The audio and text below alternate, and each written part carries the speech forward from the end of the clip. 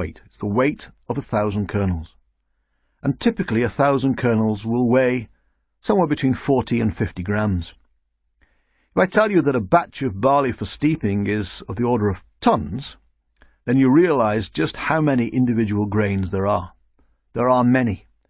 And it really is cloud cuckoo land to think that they're all the same. In fact, they're all very different. Even so, we want them all, as much as possible, to be treated identically, such that we break down the endosperm in all of them. So we want even uptake of water. This depends on various factors. It depends on the variety. The malting varieties will take it up more readily. It depends on how big the grain is. If you've got a thin, shriveled up little barley kernel, it will take up water differently from a bigger, bolder kernel. And so we do tend to screen out the thinner grains. It depends on the protein content and the condition of the barley and, of course, the temperature. But all things being equal, the more easily a barley will take up water, the better it is for malting. Time was, when malting was a fairly slow process. Up to the early 1950s, it took a long time. But then scientists in England discovered the concept of water sensitivity. If you just take barley and you just submerge it in water, it will progressively take up the water, but it takes a long time. If, however, you add some water, and then after a few hours you drain it off again and bring air through the grain, and then add water again, and then after several hours of steeping take it away again and allow air to come through before adding more water, what you find is the water is taken up more evenly and more rapidly. And so now you can achieve steeping in just 2 days, rather than more than a week, as it used to be. And this has had tremendous benefits for the efficiency of the malting process, and a tremendous amount of money has been saved in this way. So we go from the steeping into germination. And the rate of modification, the breakdown of the endosperm, is influenced by various factors. First of all, by the evenness with which that moisture, that water, has been taken up. Also, we find that the better malting varieties tend to produce more hormones in the embryo. And we also find that those hormones react better with the alurone to produce more enzymes. And in turn, those enzymes diffuse through the endosperm more easily.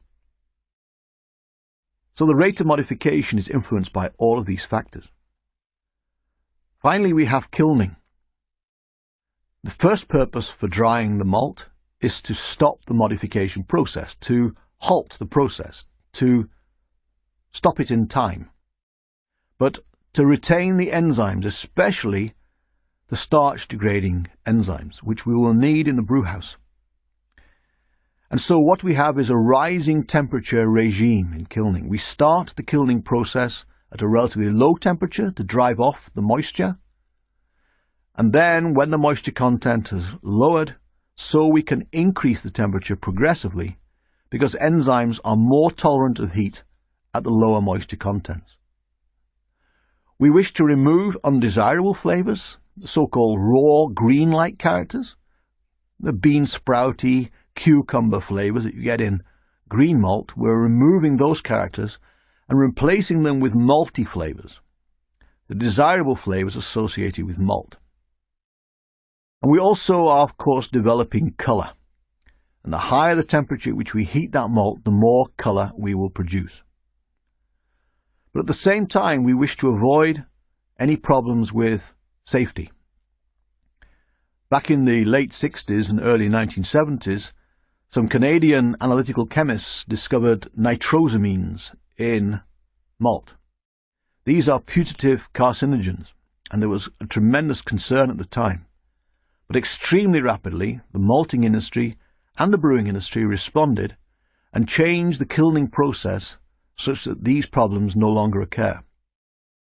The basic problem is due to nitrogenous gases in the atmosphere which were reacting with the malt. These days the heat is transferred indirectly so that the malt is not exposed to the atmosphere in the same way, and therefore these nitrosamines do not develop. Now, a maltster will apply a number of specifications to the barley. He or she will not take in any old barley. It's got to be the right variety. It's also got to be alive, because dead grain will not germinate, so it's got to be alive. It also must not be dormant. Now, dormancy is a natural feature of any seed.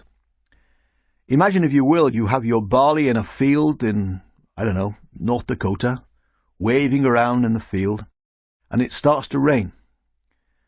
The last thing in the world we want to happen is the water gets into the grain and starts it to germinate on the ear. That would be premature. Therefore, the grain is inherently dormant, which is a control mechanism. It's hormone controlled to stop it from pre-germinating, from sprouting on the ear. It actually happens that in the United States and Canada, the growth conditions are such that the nice warm season before harvest is enough to break this dormancy. And it's not going to rain. So the dormancy is broken, and when the barley arrives at the malt house, it's ready to be used. In colder, wetter places like Scotland and Scandinavia, then the dormancy is a much bigger problem, and before you can malt the barley, you just have to wait and store the grain for, it can be weeks. Again, it is testimony to the care and devotion that people have to make sure the raw material is exactly ready for use. We also would specify the moisture content. We don't want to buy moisture, we want to buy barley. But be careful, if you have to dry it to lower the moisture content, there's a risk of killing it, and therefore it has to be dried properly. The size is important. We ideally want large barley kernels, which are full of starch. And of course, the protein content needs to be right. The protein content must not be too high. And finally, the cleanliness. We don't want it infected. We don't want bits of dead animal in there, parts of combine harvesters, and so on. When I talk about brewing grists, then we can divide the public and the brewers, to that extent, into three categories.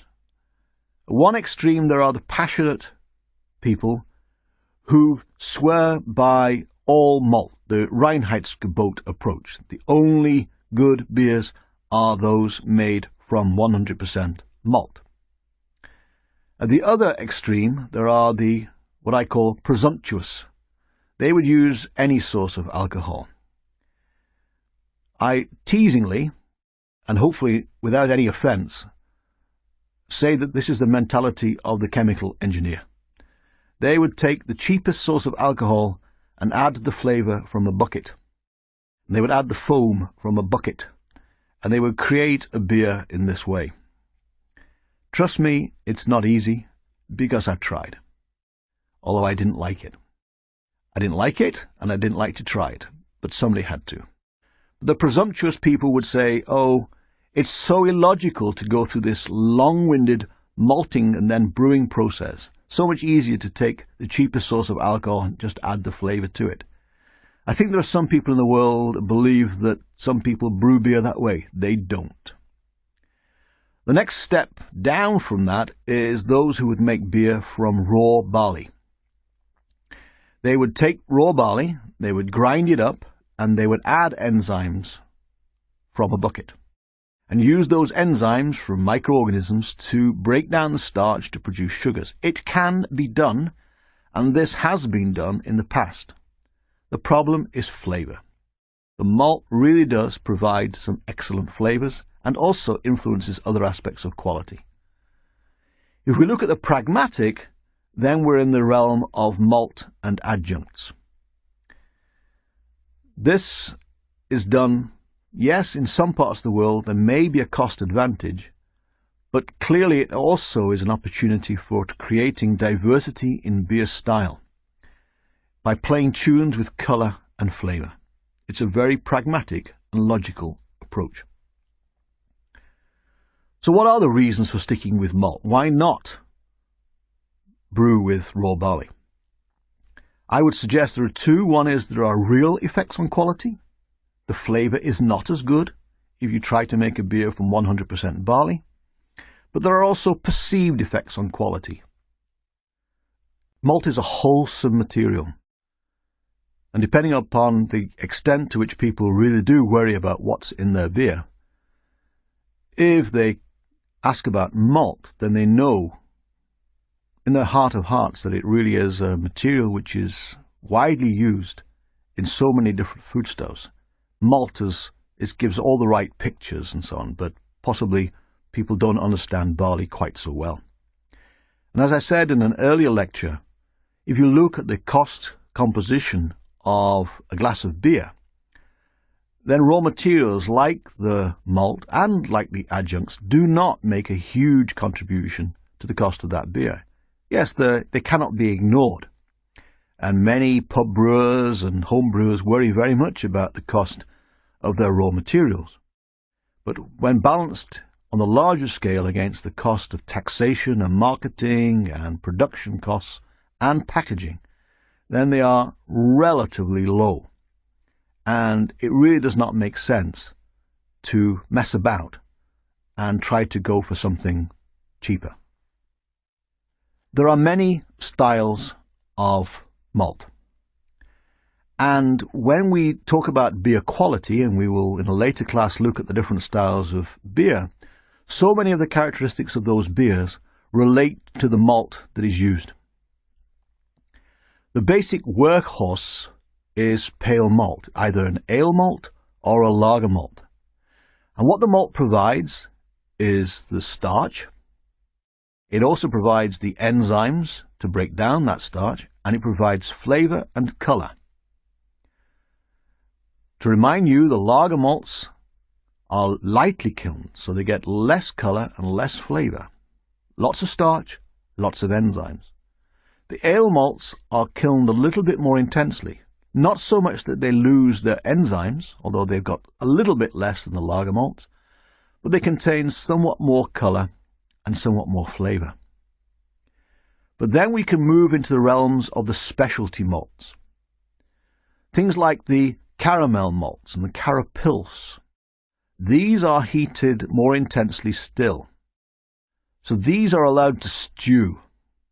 So you start off by making the green malt, you germinate, and then you will stew at a reasonable temperature, 60 degrees Celsius, something like that, and then progressively raise the temperature. In that stewing process, you will accelerate the breakdown of starch and cell wall polysaccharides and proteins to produce the building blocks, and then as you raise the temperature to significantly high levels, so they will meld together to produce intense flavors and colors. And these malts will be used alongside the paler malts to add character to your products. You will always need the pale malts to provide the starch and to provide enzymes, but you would use some of these specialty malts in lower proportions to introduce more character, more flavor, more color. If you really roast some of these products, and you do this in a separate device called a roaster, you will produce products like chocolate malt and black malt. Here you are really heating these to intense temperatures, producing a lot of color and a lot of flavor. So if you take a sample of something like a roast malt and you taste it, it's really got this sort of coffee, mocha, harsh, astringent, burnt character. And these, when introduced in relatively low proportions, will allow you to make really dark beers, things like porters and stouts. You know, some people labour under the misapprehension that brewers use lots of caramel and even molasses and so on. That's not true. The colour is due to these specialty malts. And these very dark brews are made with these specialty malts. Yes, the main malt is going to be a pale malt, but you will have a few % of these specialty malts to add this extra dimension of colour and flavour. In stout, they may use roast barley They won't even malt it. They will use barley and basically burn that to get that really, really burnt, harsh character. But of course, when you're drinking these stouts, it's a visual delight, and you're looking at this wonderful foam. And helping that foam is nitrogen gas, which actually tempers and smooths out some of these harsher characters. You really do drink with your eyes when you're enjoying these fine beers. In the next class, I will look at hops, the spice of beer, and I'll also talk about water.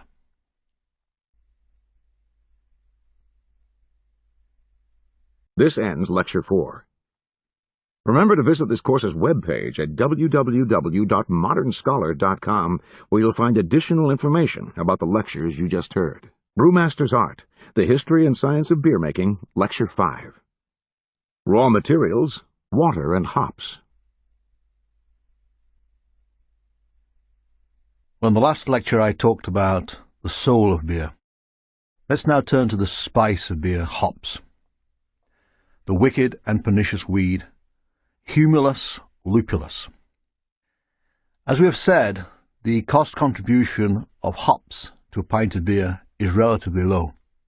In fact, hops represent less than 1% of the cost of beer. They have an enormous effect on quality. Actually, in recent times, the price of hops did increase somewhat. Because the sole outlet, or essentially the only outlet for hops, was the brewing industry, this actually kept the price of hops quite low. However, as beer volumes have increased, and as more and more people decided they could not afford to grow hops because they weren't getting enough price for them, and therefore started grubbing out hop plants, the tipping point was reached a year or so ago. Now there were not quite enough hops to satisfy the beer market worldwide. All of a sudden, brewers were hurting for hops. And now the price of hops very rapidly started to rise. Some people still were not able to get sufficient hop. Now, as a response to these shortages, new hop plants have been put in, and the situation will ease. However, it does illustrate how sensitive this business is, and how really it is important that a fair price is paid for all of the raw materials. The part of the hop we're interested in is the flowering or fruiting body from the female plant. Essentially, there is no role for the male in the world of hops. It's not like the human being where the male is treasured and prized and adored. In the world of hops, it is undesirable to have a male because the male and the female get together and seeds are the result. And many brewers feel that seeds in hops are undesirable from a perspective of beer quality. So we're interested in the female plants, and we're interested in the hop cones, which are a few centimeters in size. And the key ingredient in the hop cones are yellow glands called lupulin glands. These lupulin glands, found in these hanging cones, contain two components. They contain resins and they contain oils. The resins are what provide the bitterness to beer. The oils are what provide the aroma. And the closest relative of the hop is cannabis, marijuana.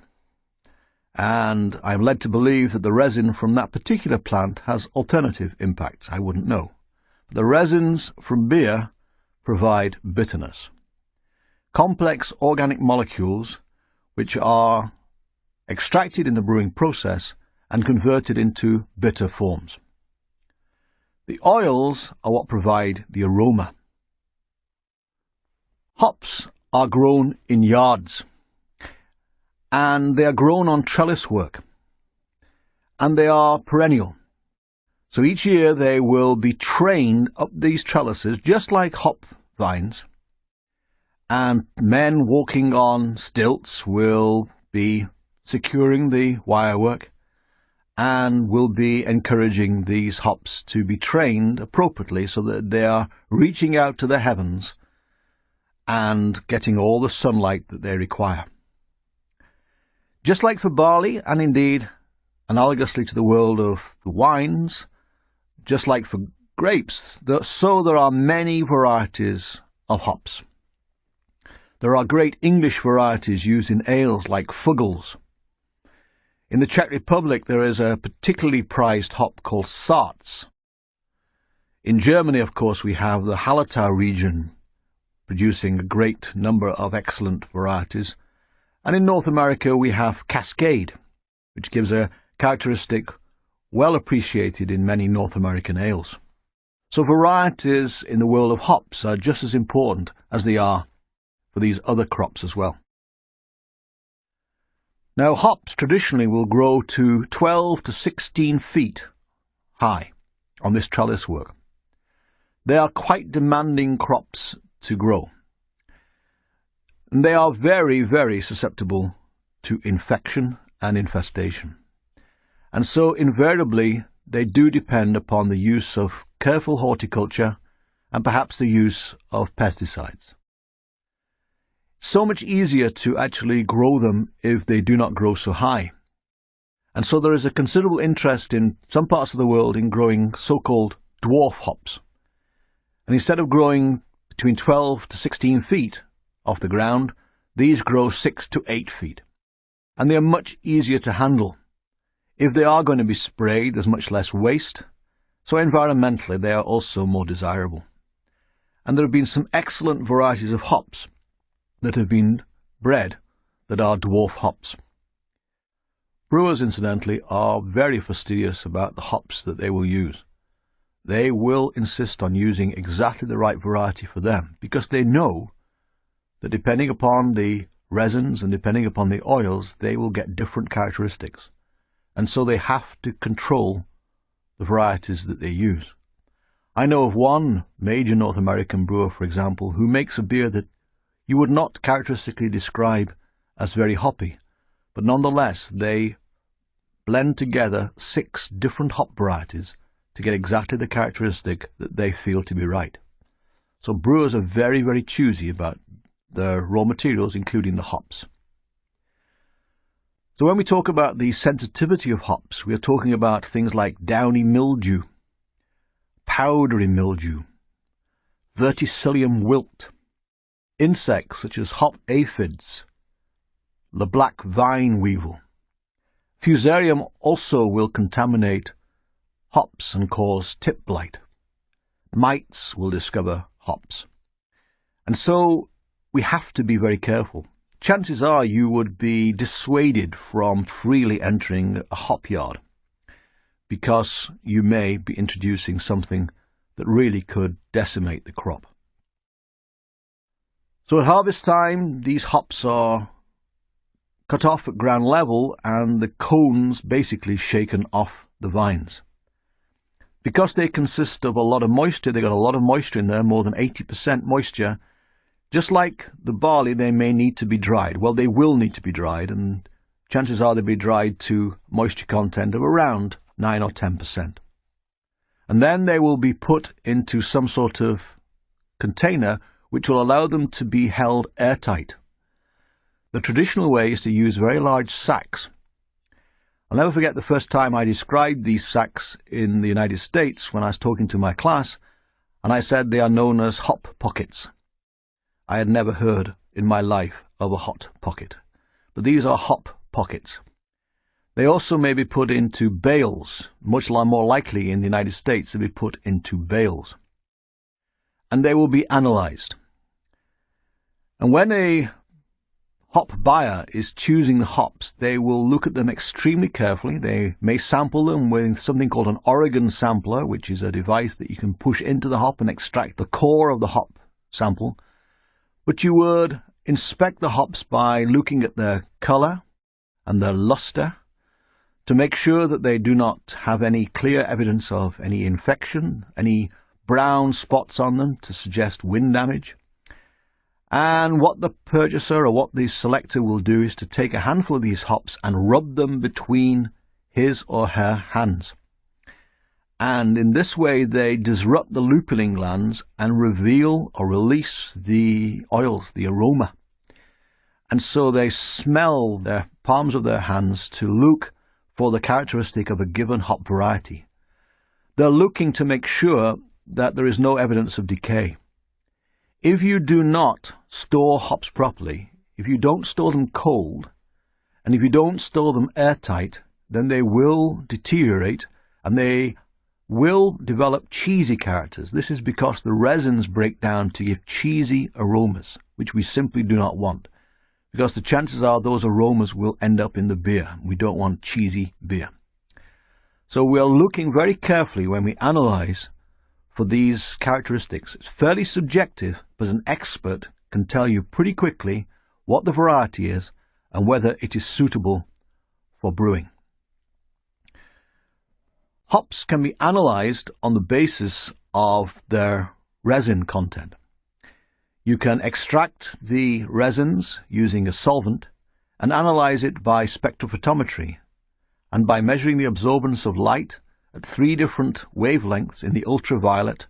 You can calculate how many resins you have there, how much resin you have. And if you're buying a hop on the basis of how much bitterness potential it has, then what you're looking for is a high resin content. Now, hops are grown all over the world. They are grown in the same latitudes in the northern hemisphere and the southern hemisphere where you grow the best grapes for wine. It's the same latitudes. The biggest growth location for hops is in Germany. In the United States of America, the biggest growth location is in Washington State in the Yakima Valley. There's also a significant hop crop in the Willamette Valley and Grants Pass in Oregon, and in Coldwell and Bonners Ferry in Idaho. These are the main locations where you are likely to obtain your hops in the United States. We can divide hops into 3 basic categories. First of all, there's the bitter hops. These are the ones that contain high levels of resins. If you are wanting to produce quite a bitter beer but are not concerned about hoppy aroma, the chances are you'll buy one of these bitter hops with a very high content of resins. And therefore, by putting in a relatively small quantity, you can get a sizable bitterness. Some hops are called aroma hops, and this is because they contain desirable aroma characteristics. The essential oils of hops, there are many compounds, many chemical compounds that are contained in the oil fraction, perhaps 300 or more. And they have all manner of characteristics, all manner of aromas.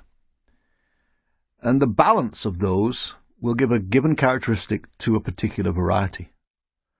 And that characteristic is really desirable for some varieties. Let's take, for example, the Saaz hops from the Czech Republic, very desirable. Or for North American pale ales, the Cascade, giving its grapefruit-like character. That's highly prized as an aroma hop. These aroma hops tend to have lower levels of resins. If you want to make a beer with a pronounced hoppy character, a desirable hoppy nose, then you would select one of these aroma hops. And then there are dual-purpose hops. These provide a lot of bitterness, but they also provide desirable aroma as well. All hops contain resins and oils. All hops have bitterness potential and aroma potential. It's the bitter hops that have the high levels of resins. The aroma hops are prized for the type of oils that they contain. Historically, the hops are added to the boil, to the wort, the kettle boil.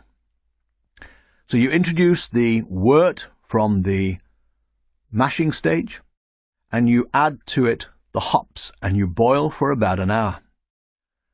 And during that boiling process, the resins which are sometimes called alpha acids, are changed into a separate form called iso-alpha acids. These are more soluble and these are more bitter. So this so-called isomerization process is extremely important for the production of bitterness traditionally. Also in the boil, there is a process known as volatilization. And what you're doing is boiling away undesirable flavor compounds. However, you may also be boiling away some desirable compounds. For example, if you put all of your hops in at the start of the boiling stage, then all of the aroma from the hops will be lost. So by putting the hops in too soon, you will never get a hoppy character. This is why, if you wish to have a hop character, at the very least you need to add some of those hops late in the boil. This is a process known as late hopping, and it's traditionally associated with the production of lager-style beers. Most of the hops will be added early on in the boil so that you get a good isomerization of the resins to produce bitterness, but a percentage of them will be added late. So the oils remain, and then the yeast during fermentation will change the character of some of these oils and release some oils that are trapped in a binding or trapped by association with sugars inside the hops. So the yeast will modulate and regulate the release of aroma character. This is called late hop character, and it's associated with many lager-style beers. Ales, however, are associated with something called a dry hop character. And the dry hop character has that name because traditionally in the production of English ales, a handful of dry hops is added to the finished product.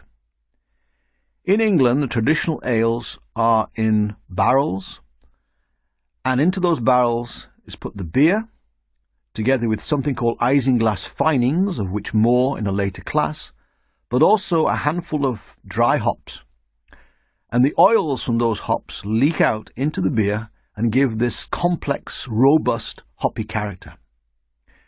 Now you can add those hops actually in the brewery itself, in a brewing tank, and filter them out so that the beer does not contain hops, but the oils have leaked out of the hops, and that gives a robust, strong, ale-like dry hop character.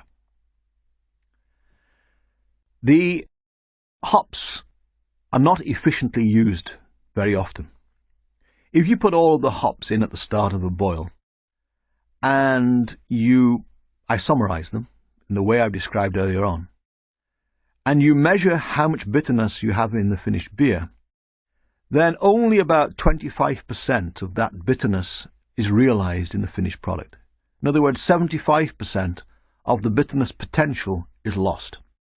So the utilization, as brewers call it, is poor. And this is why many brewers have sought new, improved ways of getting the bitterness into the beer. Many brewers these days will not use these whole hop cones. Instead, they will use pellets. And in the production of pellets, the whole hops, after drying, are milled and extruded into little, pellets. And these, if you throw them into the boil, disintegrate very rapidly and easily, and they extract their bitterness much more easily. One of the advantages is that you can actually make those pellets from mixtures of hops. Earlier on I said that I know one brewing company that uses 6 different hop varieties, and that means 6 different additions. But if you mix those hops actually in the factory where you're making the pellets, you can mix those hops, mill them together and extrude them as a mixture, so you have one pellet containing 6 different hops. And so you can add all of those varieties at a single stage. Several years ago, it was shown that you can extract the pellets with liquid carbon dioxide.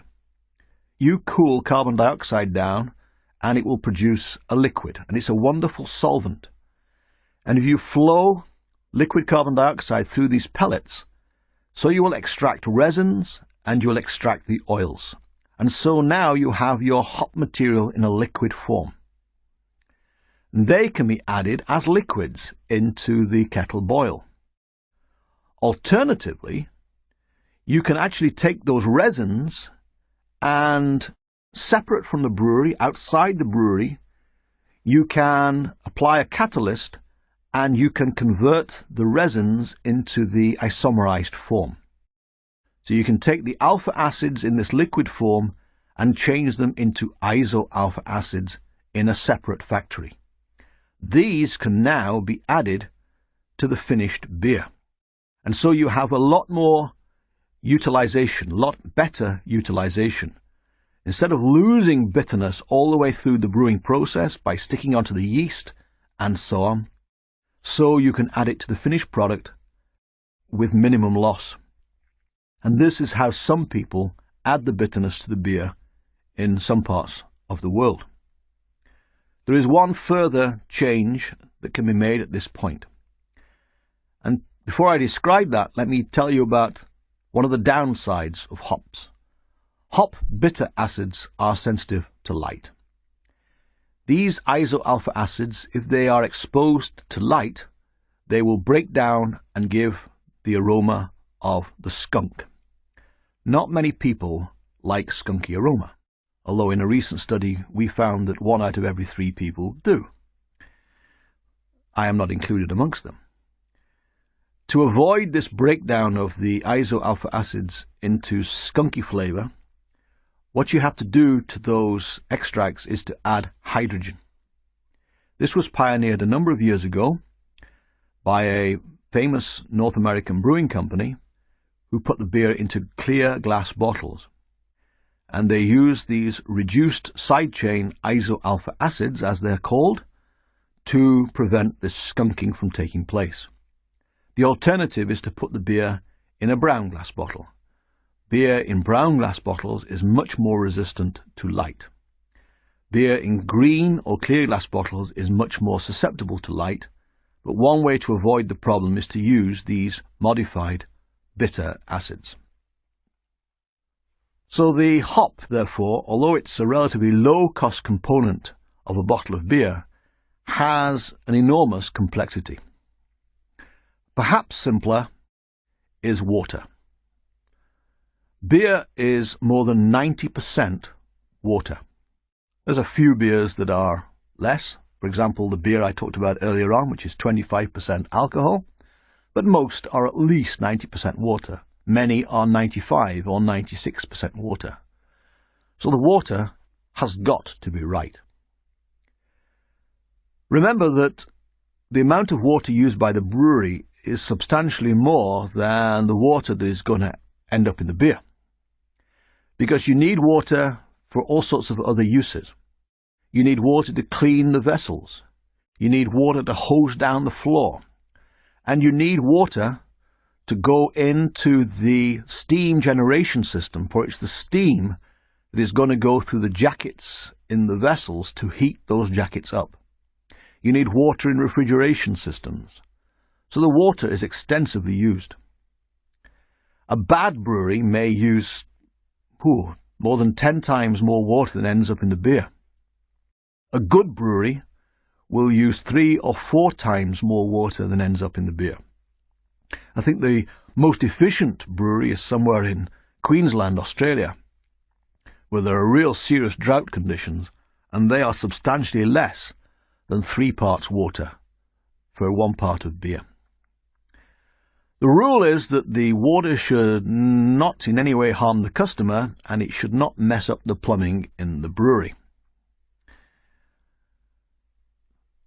The water used in brewing needs to satisfy the drinking water regulations, of which there are several around the world.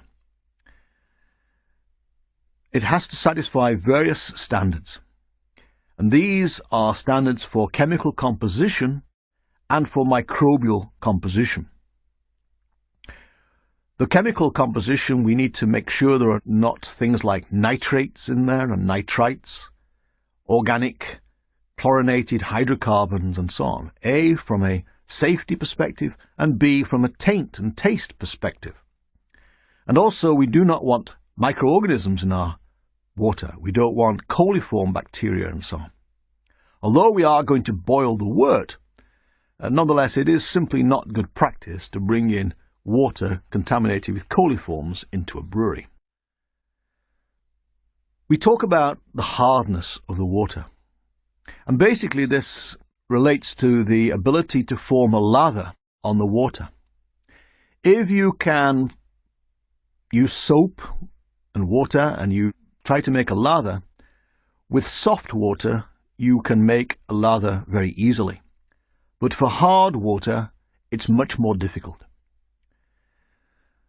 The hardness of the water relates to the type of brewing system that you have. When we talk about hard water, then there are two types of hardness. There is temporary hardness and there is permanent hardness. The temporary hardness is due to bicarbonates of calcium. The permanent hardness is due to sulfates of calcium.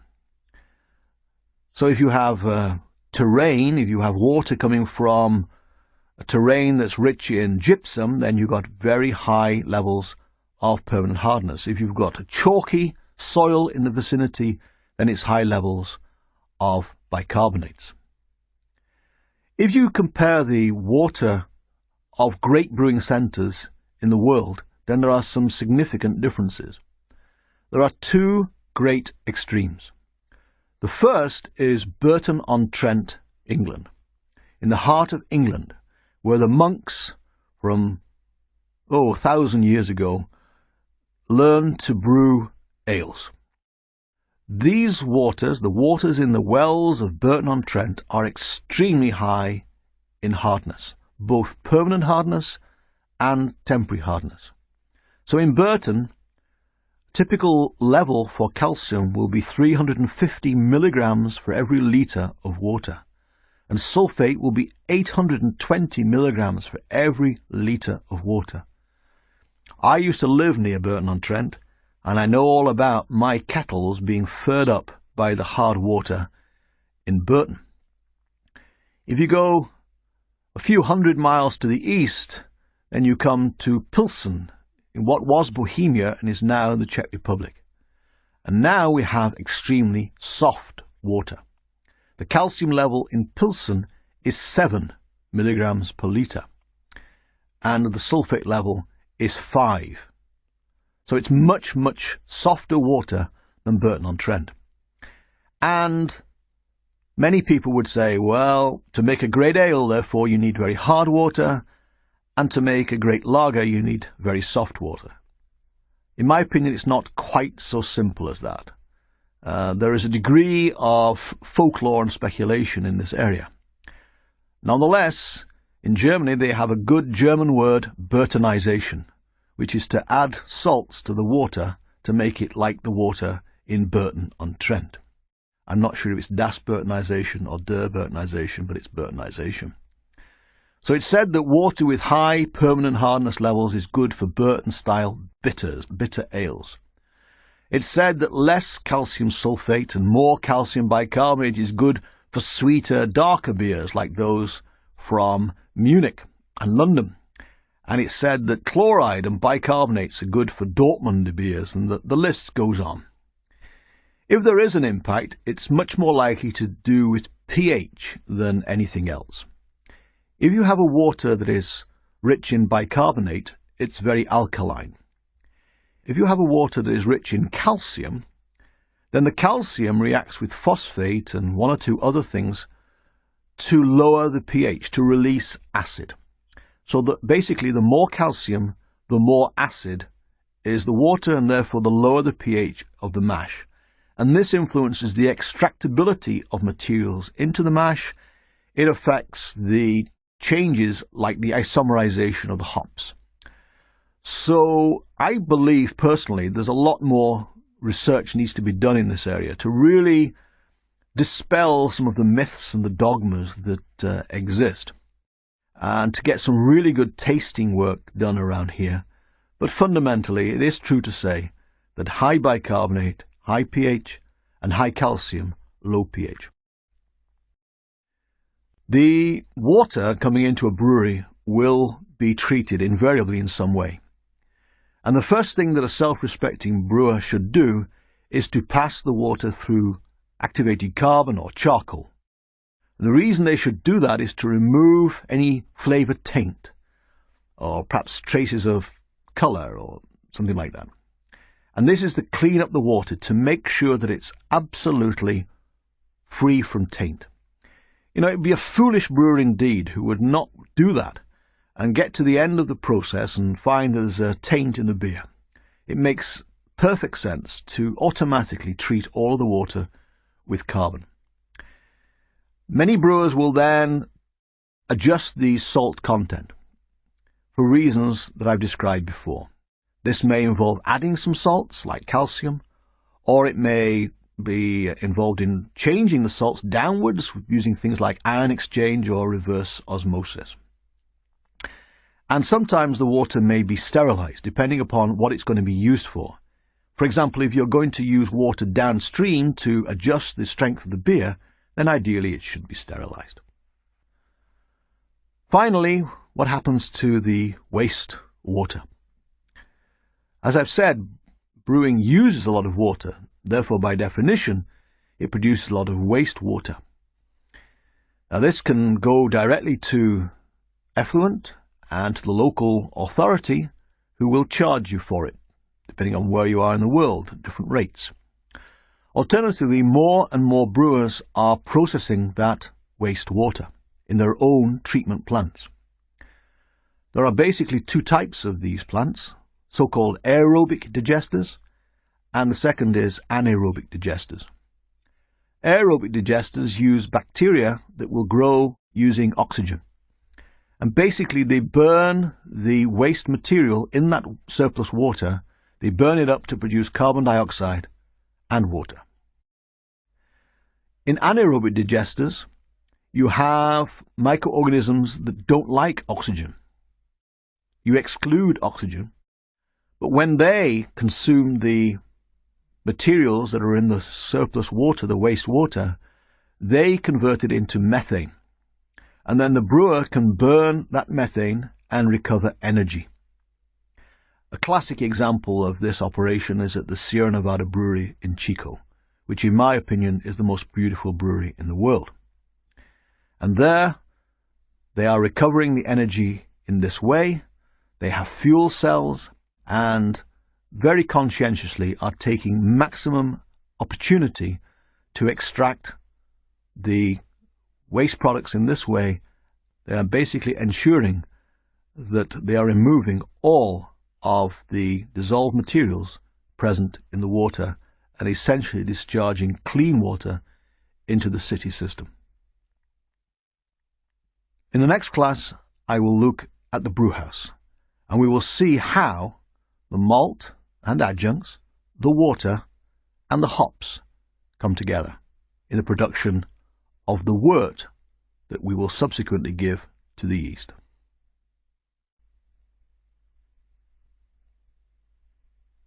This ends Lecture 5.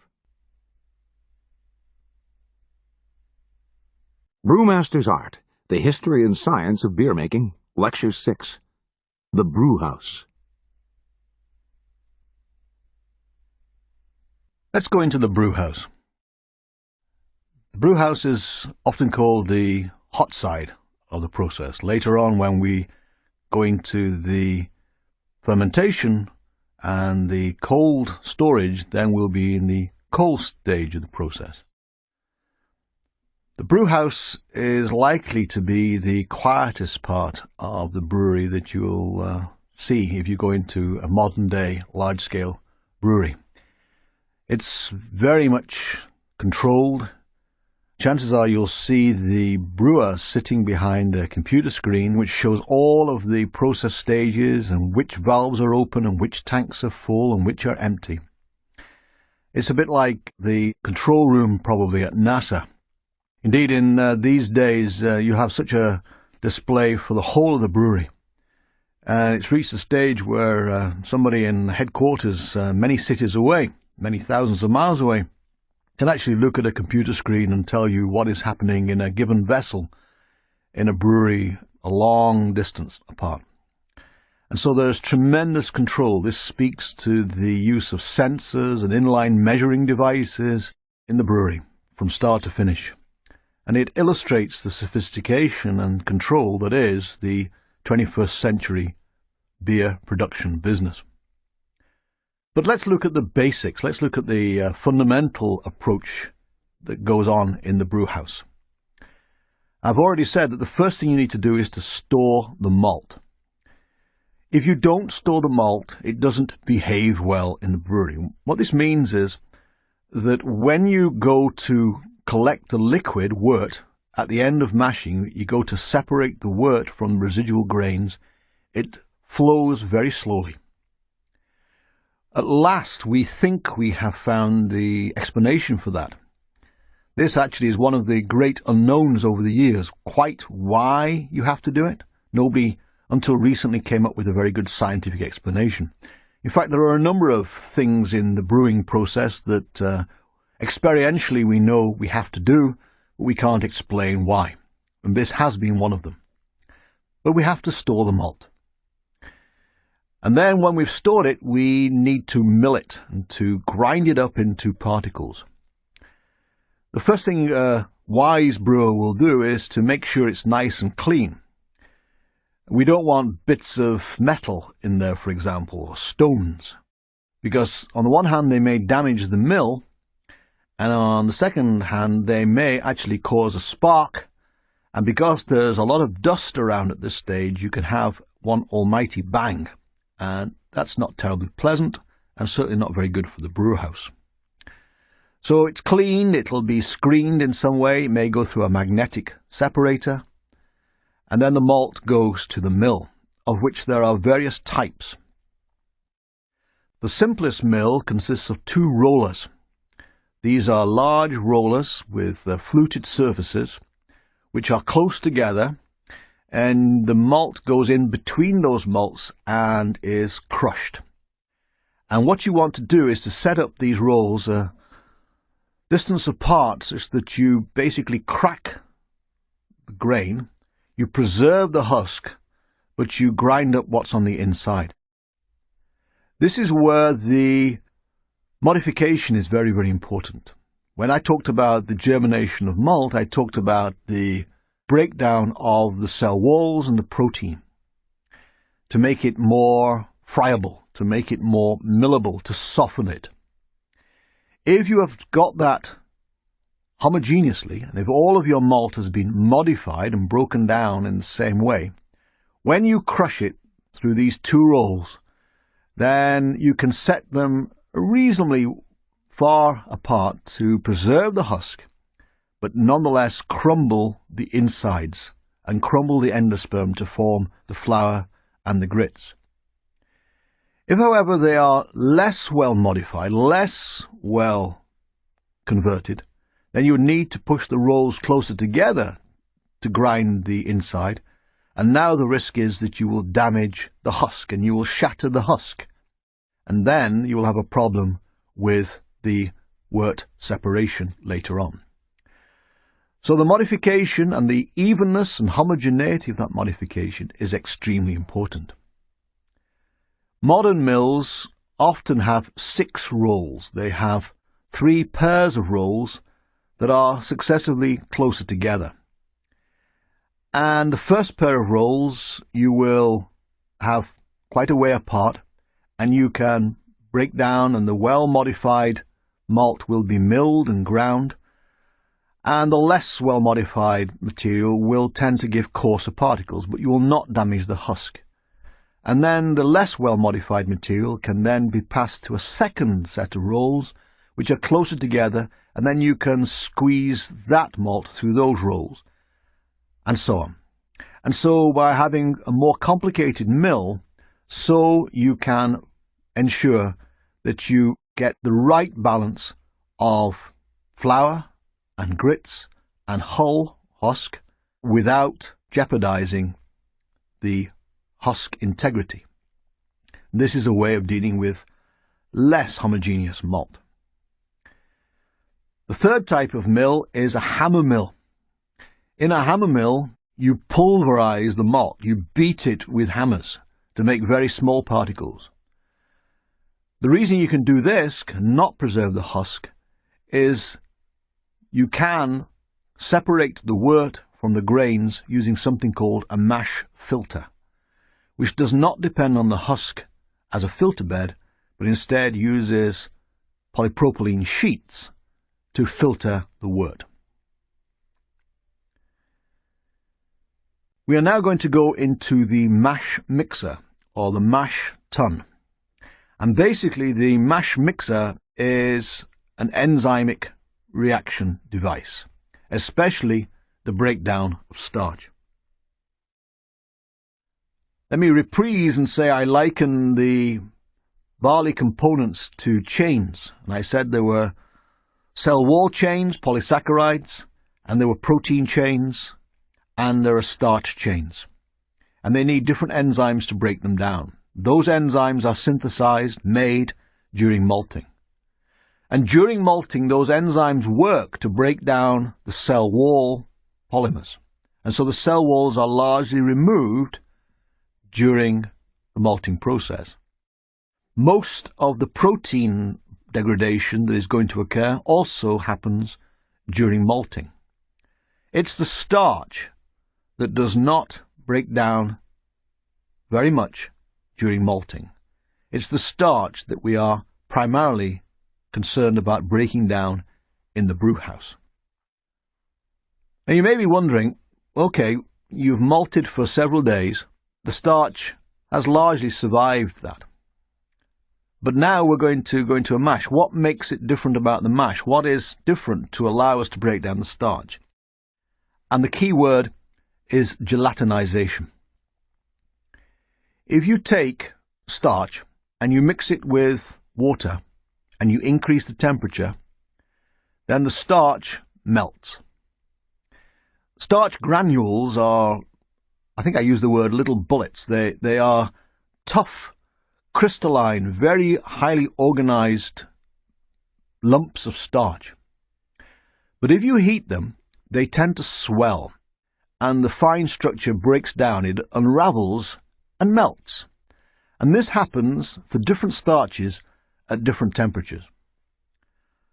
For barley starch, malt starch, it occurs at 149 degrees Fahrenheit, 65 degrees Celsius. Now, some of the starch granules will have melted at a temperature a little bit below that. There may be a few that will need a slightly higher temperature, but pretty much at that temperature, that is the temperature at which the malt starch will gelatinize. And once it's gelatinized, now it is susceptible to enzymic degradation. Before it was gelatinized, it's just this bullet, and there's the enzyme sitting on the outside, can't penetrate it. But once the structure is broken down and melted, now the enzymes can get to work. These starch-degrading enzymes called amylases.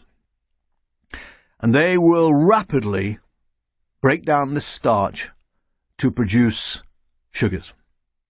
In a conventional mashing operation, about 80% of the starch is converted into a fermentable form during mashing. That leaves 20% of the starch partially broken down into shorter chains of sugar. These are called dextrins. And I'm going to talk about the significance of that when I talk about beer styles and the production of light beer. But most beers produced conventionally will have about 80% of the starch converted into a fermentable form. The residue, these dextrins, some people think it's important for the body and the mouthfeel of the beer, but that is debatable. Now, as I've said, different cereal starches will gelatinize at different temperatures. Barley starch, then,